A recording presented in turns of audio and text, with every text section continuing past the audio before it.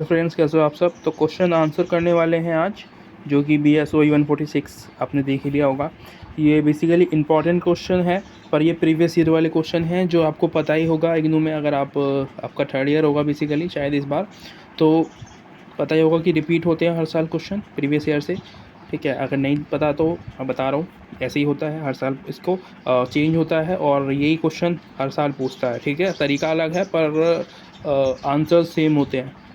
ठीक है, तो उसी के बारे में हम पढ़ने वाले हैं। और इसके अलावा अगर आपको और वीडियो देखनी है तो मुझसे मत पूछना, डिस्क्रिप्शन में आपको लिंक मिल जाएगा, वहाँ पे जाके आप देख सकते हो। ठीक है, जितनी भी और वीडियो बना रखी है मैंने सबका लिंक दे दूँगा। प्लेलिस्ट बनी हुई है, प्लेलिस्ट में जाओगे आप, जब भी आप लिंक पर क्लिक करोगे तो प्लेलिस्ट में जितनी वीडियोज़ होगी वो आपको मिल जाएंगी। ठीक है, मिलते हैं, आगे चलते हैं।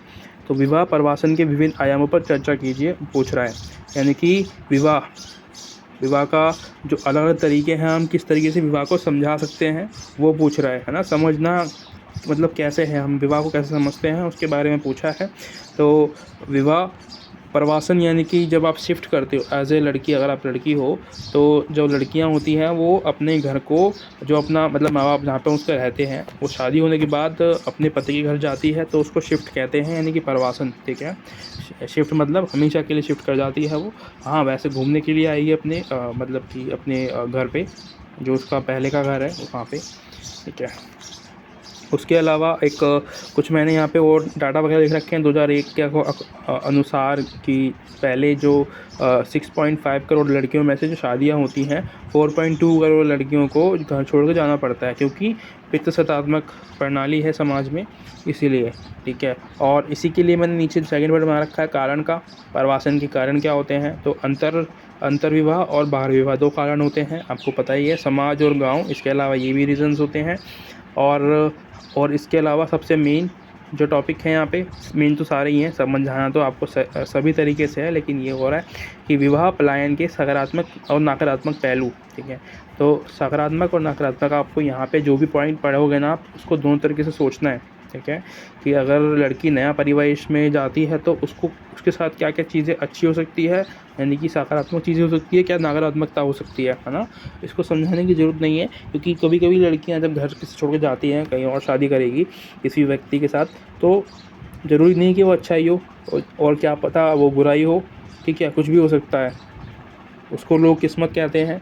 ठीक है, तो ये हो गया। उसके अलावा नागरिकता, लड़की की नागरिकता चेंज हो जाती है, इसमें भी दोनों तरीके से चीज़ें देख सकते हो आप, पॉजिटिव और नेगेटिव। है ना, शोषण का सामना करना पड़ता है उस लड़की को जो किसी और के घर जाती है, तो अपने देश में जाके और किसी और देश में जाके फंस जाती है। ठीक है, महिला से मनचाहा काम कराया जाता है। ठीक है, और इसके अलावा कुछ लड़कियां ना बाहर जाने की इच्छुक होती है, यानी कि मुझे बाहर विदेश में जाना है, वहाँ पे शादी करनी है, तो वो भी गड़बड़ की बात होती है। ठीक है, बाहर जाके कभी कभी वो फंस जाती हैं, फिर वापस नहीं आ पाती, और लड़कियों को झांसा दे के मतलब कि फंसाया जाता है, और उनको अपने देश से दूसरे देश में ट्रांसफ़र कर देते हैं और भेज देते हैं। है ना, आपने कुछ मूवीज़ देखी होगी, लड़कियों को फंसा के और उनके साथ शादी करके वो लड़की उनको बाहर ले जाते हैं और वहाँ पे उसको छोड़ देते हैं ले जाके, और मतलब बेचते हैं इस तरीके से, मतलब उनके साथ गलत व्यवहार, उनके साथ गलत चीज़ें कराई जाती है उनसे। ठीक है जी। उसके अलावा चौथा पॉइंट, विवाह पलायन और वैश्वीकरण। और ये और पॉइंट बना रखा है मैंने कि क्योंकि वैश्वीकरण जुड़ा हुआ है इस सब्जेक्ट से और इस टॉपिक से, है ना।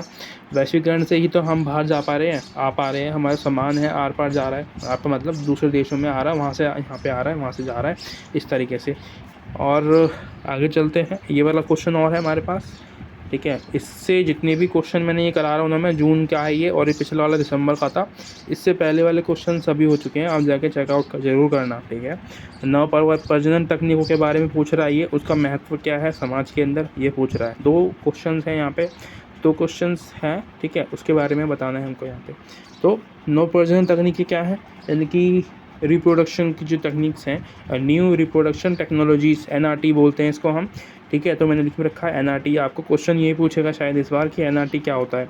ठीक है, इसके समाज से महत्व, कुछ इस तरीके से क्वेश्चन NRT के ऊपर आना चाहिए इस बार, मुझे ऐसा लग रहा है कि आएगा।